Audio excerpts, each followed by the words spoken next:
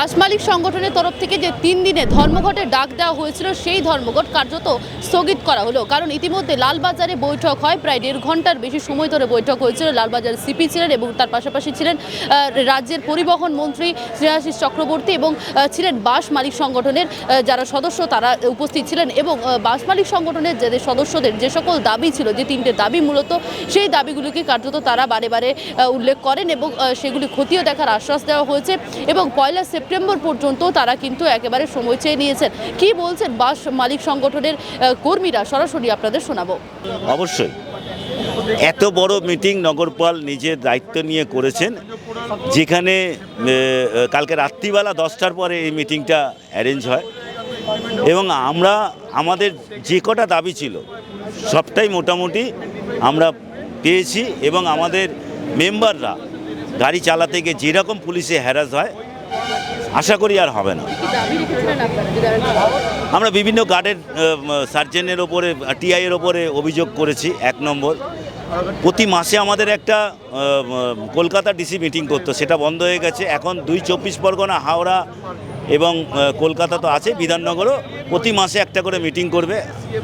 তার কি আছে, সংযোগ পোর্টাল আপাতত অবজারভেশনে 1 সেপ্টেম্বর পর্যন্ত, যেটা আমরা বলেছি উইথড্র করতে হবে, অবজারভেশনে আছে। যদি কোনো ক্ষতিগ্রস্ত আমাদের মধ্যে এসে পড়ে তাহলে ওটা বন্ধ হবে, রেকটিফাই হবে 1 সেপ্টেম্বরের পরে।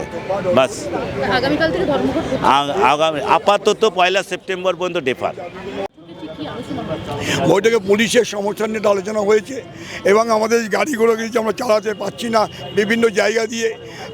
যে 2 বছর যে আমরা একটা সময় চেয়েছিলাম, সেটা নিয়ে টোল ট্যাক্স নিয়ে সেখানে মাননীয় নগরপাল উপস্থিত ছিলেন, মাননীয় পরিবহন সচিব ছিলেন।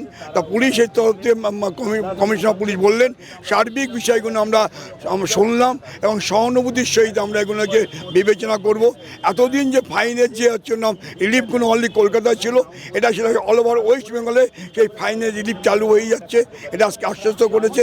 এবং আগামী সেপ্টেম্বর পর্যন্ত সংযোগ পোর্টালের যে মেরিট ডিমেরিটটা দেখা হবে, তারপরে সেটা আমরা আবার সে বিষয়ে আলোচনা করব।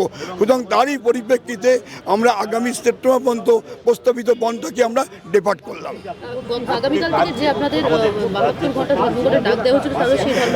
হ্যাঁ না, সেটা হচ্ছে আমরা ডেপার্ট করলাম আগামী করে এই আশ্বাসের পরে আমরা ডেপার্ট করলাম। আগামীকাল তো হচ্ছে না, রাজ্য জুড়ে একইভাবে হবে, একইভাবে আমরা ডেপার্ট করলাম। ধর্মঘটের মাধ্যমে কোনো সমস্যার সমাধান হয় না। আজকের দিনে বন্ধ, ধর্মঘট, চাকা জাম, এগুলো কিন্তু আজকের দিনে প্রায় আন্দোলনের কর্মসূচি হিসেবে সম্পূর্ণ অচল। কারণ মমতা বন্দ্যোপাধ্যায়ের নেতৃত্বে একটি সচল, একটি গণমুখী সরকার চলছে, উন্নয়নের সরকার চলছে। তাই বাস অ্যাসোসিয়েশনগুলোর যে যে দাবি দেওয়া ছিল অনেক দিন ধরেই তাদের সাথে আমাদের আলোচনা চলছিল। এখানে অল বেঙ্গল মিনিবাস বাস সমন্বয় সমিতি, তারপর ধরুন সিটি সাবারবান বাস সার্ভিস সহ আরও যে বাস অ্যাসোসিয়েশনগুলো আছে তাদের সাথে আমরা বারবার পুলিশ প্রশাসনকে নিয়ে মিটিং করেছি এবং তারা যে দাবিগুলো আমাদের কাছে রাখতো, তার যেগুলো সমস্যার সমাধান করা দরকার পরিবহন দপ্তর থেকে সেগুলো আমরা সমাধানে উদ্যোগী হয়েছি।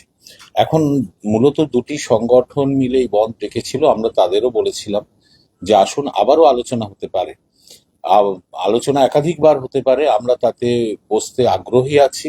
এবং আমি গতকাল ডিজি সাহেবের সাথে রাত্রিবেলা আমার কথা হয়, তারই ফলশ্রুতি হিসেবে আজকে পুলিশ প্রশাসন, কলকাতার সিপি ছিলেন এবং ট্রান্সপোর্ট সেক্রেটারি ছিলেন এবং যারা বন্ধ রেখেছে তাদের নিয়ে একটা মিটিং হয়েছে। মিটিং হওয়ার পর আমরা তাদের যে দাবিগুলো আছে আমরা তাদের বোঝাতে সক্ষম হয়েছি যে সরকার তাদের পক্ষে আছে। এই সরকার মমতা বন্দ্যোপাধ্যায়ের সরকার, সর্বস্তরের মানুষের জন্যই এই সরকার কাজ করে চলেছে। আমরা একদিকে যেমন যাত্রী সাধারণের কথা ভাবি, তারা যাতে পরিবহনের সার্ভিসটা পায়, তেমনি সঙ্গে সঙ্গে যারা বাস চালান, যারা বাস মালিক আছেন, যারা ড্রাইভার আছেন, তারাও যাতে সুষ্ঠুভাবে তাদের পরিষেবাটা দিতে পারে, তাদের সমস্যাগুলো নিয়েও কিন্তু আমরা বিবেচনা করি।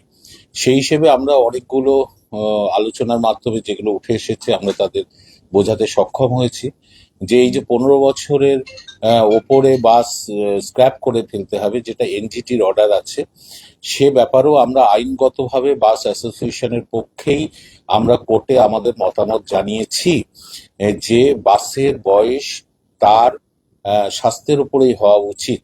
সেটা আইনগত লড়াই চলছে, সেখানে সরকার বাস অ্যাসোসিয়েশনের পক্ষে আছে। তারা বিভিন্ন টোল প্লাজা নিয়ে তারা দাবি তুলেছিল, টোল প্লাজায় একাধিক টোল দিতে হয় দিনে। এটা যেহেতু সেন্ট্রাল গভর্নমেন্ট অপারেট করে, আমরা তাদের নিয়েও মিটিং করেছি এবং আমরা আবারও তাদের নিয়ে বসবো যে এখান থেকে কোন সুরাহা পাওয়া যায় কিনা। তারা দাবি করেছিল যে পুলিশ প্রশাসনের মাধ্যমে প্রচুর কেস তাদের বাস মালিকদের বিপক্ষে যায় এবং তাতে তাদের অনেক ফাইন হয়, সেগুলো কমানো যায় কিনা। দেখুন, আমাদের কলকাতাতে ইলেকট্রনিক সার্ভেলেন্সের মাধ্যমে আমরা ট্রাফিক কন্ট্রোল করি এবং সেভ ড্রাইভ সেভ লাইফ যে রোড সেফটির যে ভাবনা মুখ্যমন্ত্রী দিয়েছিলেন, তার জন্য দুর্ঘটনা কমানোর জন্য আমরা ইলেকট্রনিক সার্ভিলেন্স ব্যবহার করছি। আমরা ইতিমধ্যে রাজ্য সরকার স্পিড ম্যানেজমেন্ট পলিসি নিয়েছে, ভারতবর্ষের মধ্যে একমাত্র রাজ্য পশ্চিমবঙ্গ, এবং চিফ সেক্রেটারি নোটিফিকেশন করে জানিয়েছেন যে কোন কোন রাস্তায় কোন কোন গাড়ি সর্বাধিক কত বেগে চলতে পারবে। এখন সরকার যে রুলসগুলো ফ্রেম করে সেগুলো আমাদের সবাইকে মেনে চলতে হয়। আমরা যদি মেনে চলি তাহলে সমাজে সুষ্ঠুতা আসে। আমরা বাস মালিকদের বলেছি যে আপনারা এগুলো মেনে চলার চেষ্টা করুন এবং বাস নিয়ন্ত্রণের মধ্যে চালান, যাতে দুর্ঘটনা কমে যায়। তারা দেখুক যে কোথায় অসুবিধা হচ্ছে। অনৈতিকভাবে পুলিশ প্রশাসনের পক্ষ থেকে কোনো বাস মালিককে হ্যারাস করার জন্য কোনো মামলা দেওয়া কিন্তু সরকারের উদ্দেশ্য নয়। যদিও এই 3 মাস চলুক, চলে দেখে তারা যদি স্যাটিসফাইড হয় যে না ঠিক আছে, তাহলে এটা চলবে। না হলে 3 মাস পরে আমরা আবার আলোচনায় বসবো। আলোচনায় বসে আমরা কিন্তু এটার সমাধান একটা করব। আমাদের উদ্দেশ্য হচ্ছে একটাই, যে বাস পরিবহন ব্যবস্থা সরকারি এবং বেসরকারি উদ্যোগে যত বাস চলে, যত অ্যাপ ক্যাব চলে, তারা যাতে সুষ্ঠুভাবে জনসাধারণকে এই পরিবহনের সার্ভিসটা দিতে পারে। ফলে প্রতি মাসে পুলিশ প্রশাসনের সাথে বাস অ্যাসোসিয়েশনগুলোর জেলা ধরে কলকাতা সহ সারা রাজ্য জুড়ে একটা বৈঠকের কথা বলা হয়েছে, করে যাতে নিয়ন্ত্রণের মধ্যে গাড়ি চালায়, যাতে রোড অ্যাক্সিডেন্ট পথ দুর্ঘটনা কমে যায়, সেই চেষ্টাটা আপনাদেরও করতে হবে। এটা নয় যে আপনারা আইন মানবেন না, সরকার আপনাদের পেছনে ছুটবে, প্রশাসন ছুটবে, কেস দেবে, গাড়ি ধরবে। এই পদ্ধতি কিন্তু একটা উন্নত দেশ, আমরা যত উন্নতির দিকে এগোবো, এই পদ্ধতিগুলো সঠিক নয়। সঠিকটা হচ্ছে যে যে নিয়ম সরকার তৈরি করছে করা যায় সেটা অবশ্যই উদ্যোগ করে নেওয়া হবে। আমি ধন্যবাদ জানাচ্ছি যে আপনারা ধর্মঘটের পর থেকে সরে এসেছেন, কারণ ধর্মঘট করে মানুষকে অবরুদ্ধ করে, মানুষের যান চলাচলকে বন্ধ করে এটা কোনো আন্দোলনের কর্মসূচি আজকের দিনে কিন্তু হয় না, এটা চলেও না। আসুন আমরা সবাই মিলে রাজ্যটাকে সচল রাখি। সমস্যা যা আছে আলোচনার মধ্যে দিয়ে আগামী দিনেও মিটবে বলে আমি আশা করি। কলকাতা পুলিশকে মূলত তাদের অভিযোগ দিনের পর দিন আপনাকে জানানো হয়েছে, পরিবহন সচিবকে জানানো হচ্ছে, পুলিশের জুলুম সরাসরি তারা অভিযোগ করছে। অজস্র কেস চলে যাচ্ছে, এটা আমরা মানছি, এবং অনেক ক্ষেত্রে পার্কিং নিয়ে সমস্যা আছে, অনেক ক্ষেত্রে সিগন্যাল ব্রেক করছি, সামান্যতম সিগন্যাল ব্রেক করলেও কেস চলে যায়। এগুলো আমরা মানছি না তা নয়। ওর এই কারণেই তো আমরা যে প্রতি মাসে একটা মিটিং এর আয়োজন আমরা করছি পুলিশ প্রশাসনের সাথে। যা যা কেস হবে তার মধ্যে কতগুলো সত্য আছে, কতগুলো সত্য নেই, কতগুলো লজিক্যাল আছে, কতগুলো কিন্তু হয় না। আপনারা প্রত্যেকেই মিডিয়া আছেন এবং বাংলার মানুষও জানে যে আমরা নিয়ম মেনে আমাদের সকলকেই কিন্তু চলতে হয়, চলার চেষ্টা আমাদের কিন্তু করতে হবে। এটা আমরাও যেমন বাস অ্যাসোসিয়েশনকেও এই দায়িত্বটা নিতে হবে। যারা ধর্মঘটের সেপ্টেম্বর অবধি সময় দিয়েছে, বলছেন সেপ্টেম্বর নয়, সেগুলো তাদের অন্যায্যভাবে কোনো বাস মালিক, কোনো বাস ড্রাইভারকে আমরা হ্যারাস করা, এটা সরকারের উদ্দেশ্য নয়। কারণ আমরা চাই বাস সার্ভিস, তান্ত্রিক সরকার সে যদি বিরোধী দলের আন্দোলনকে গুরুত্ব দিয়ে তার সাথে আলোচনায় বসে, এটা তো সব থেকে উৎকৃষ্ট সরকার বলেই আমি মনে করি। সরকার মানে বিরোধী দলের সাথেই লড়াই করে যাব, তাদের কোনো কথা শুনবো না, তারপর বন্ধ হবে, তারপরে পুলিশ প্রশাসন নামবে, তারপরে অ্যারেস্ট হবে। এ পদ্ধতি আমরা সঠিক বলে মনে করি না বলেই আমরা আলোচনা চেয়েছি। যারা ধর্মঘট ডেকেছিলেন তাদের সঙ্গে কত বাস আছে, কি আছে, আমরা ওর দিকে যেতে চাইনি। আমরা চেয়েছি এটাই যে কিছু মানুষ, কিছু বাস মালিক, কিছু বাস অ্যাসোসিয়েশন যেহেতু ধর্মঘট চেয়েছে এবং তারা যে দাবিগুলো করেছে সেই দাবিগুলোর মধ্যে কিছুটা ন্যায্যতা তো অবশ্যই আছে, এটা পুলিশ প্রশাসন সহ আমরাও মনে করি। কারণ এত জনসংখ্যার একটা রাজ্য, এত বড় একটা রাজ্য, সেখানে প্রশাসন চালাতে হয়। এখনো আমরা প্রত্যেকে কিন্তু প্রতিটি মানুষ এই জায়গায় পৌঁছয়নি যে আমি ঘড়ির কাঁটার মতো প্রতিটি সেকেন্ড মেনে আমি আইন কানুন মেনে আমাকে পথ চলতে হবে, সেটা হয় না বলেই এত দুর্ঘটনা ঘটে। এখন আমাদের উদ্দেশ্য তো দুর্ঘটনা যাতে কমে যায়, যাতে নিয়ম নীতি মেনে সঠিক কাগজপত্র নিয়ে গাড়ি চলাচল করে, আমরা সেটাই চাই। তাহলে আমাদের ফাইনও করতে হয় না, ধরতেও হয় না। আমি খুশি হব সেই দিন যেদিন পুলিশ প্রশাসনকে কোনো গাড়িকেই আর কোনো কেস দিতে হবে না, অর্থাৎ সেদিন আমরা বুঝবো আমরা প্রত্যেকেই আপ টু ডেট হয়ে গিয়েছি।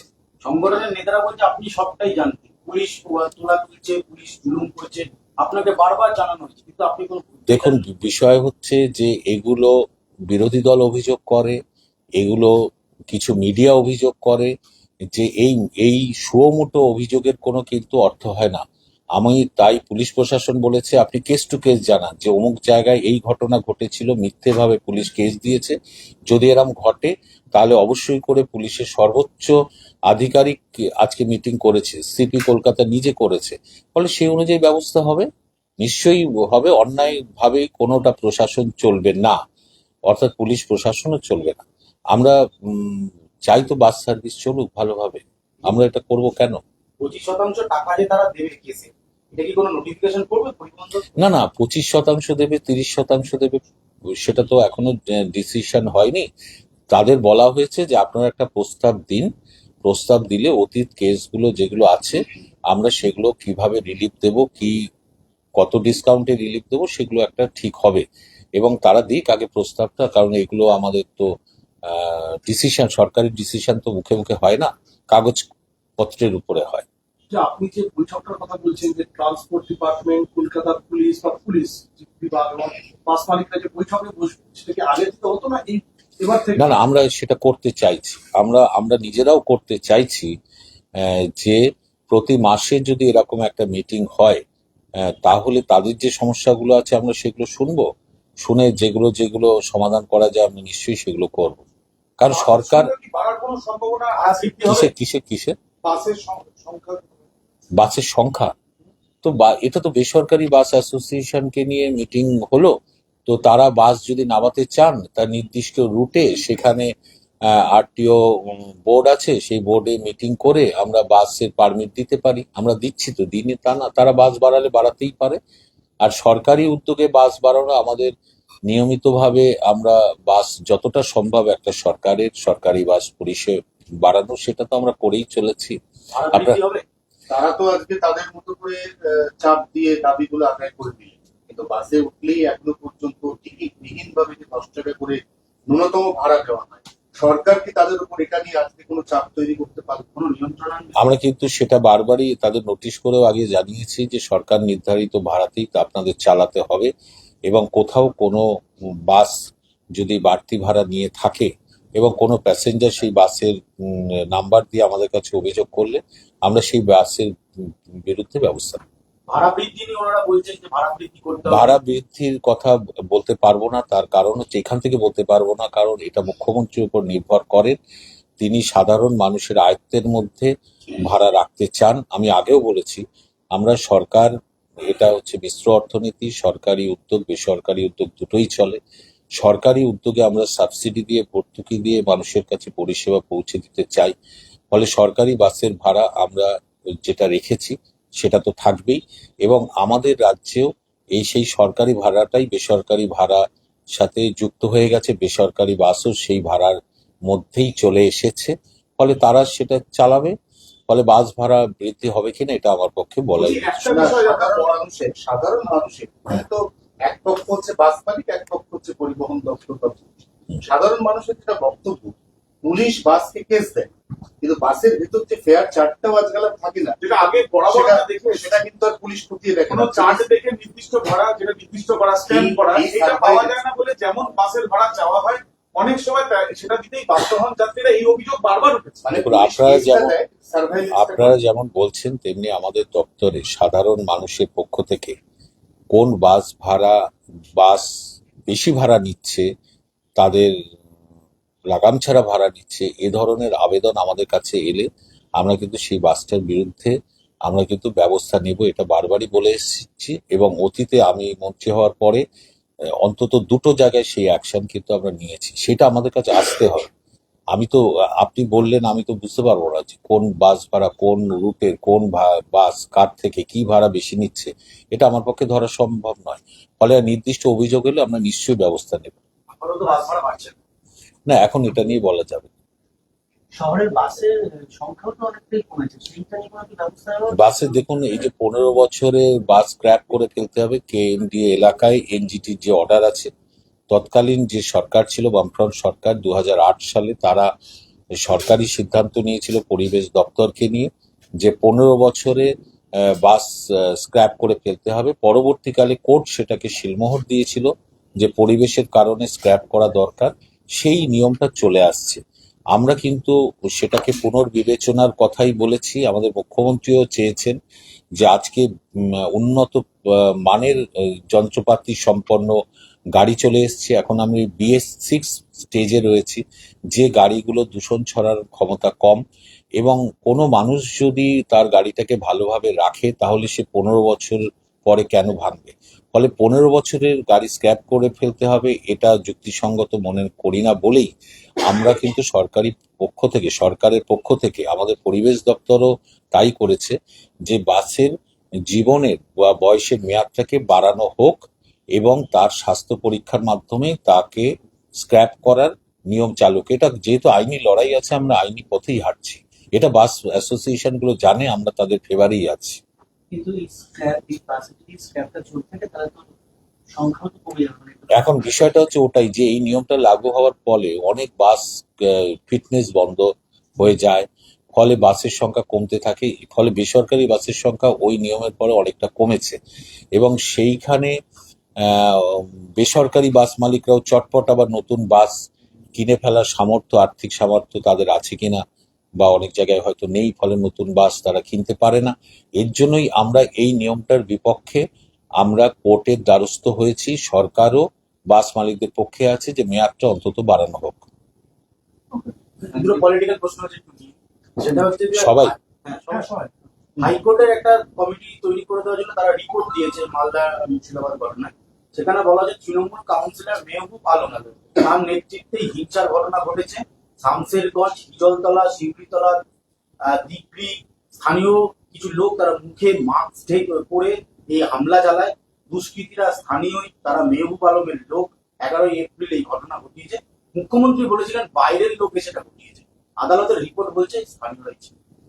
না, আমরা তো বারবারই একই কথা বলছি যে বাইরে থেকে লোক নিয়ে এসে ওই বিরোধী দল যে বিজেপি আছে সে চেয়েছে যে বাংলায় একটা অশান্তি হোক, একটা মারামারি হোক, একটা কাটাকাটি হোক, তাতে ভোট মেরুকরণের তাদের সুবিধা হবে। এর জন্য বিরোধী দলের এই চক্রান্তগুলো চলতেই থাকে। আমাদের স্ট্যান্ড তো একটাই, আমাদের বক্তব্য একটাই যে বিরোধী দল চক্রান্ত করে এইসব জায়গায় অশান্তির সৃষ্টি করছে। শোনো, হাইকোর্ট অবজারভেশন কি দিচ্ছে, কোর্ট কিন্তু সর্বোচ্চ আদালত সুপ্রিম কোর্টও আছে। একটা লোয়ার কোর্টের একটা জাজমেন্টই যে আমাকে ধ্রুব সত্য, এটা ভারতবর্ষে হয় না। কোর্টে তারপর আইনি লড়াই চলে।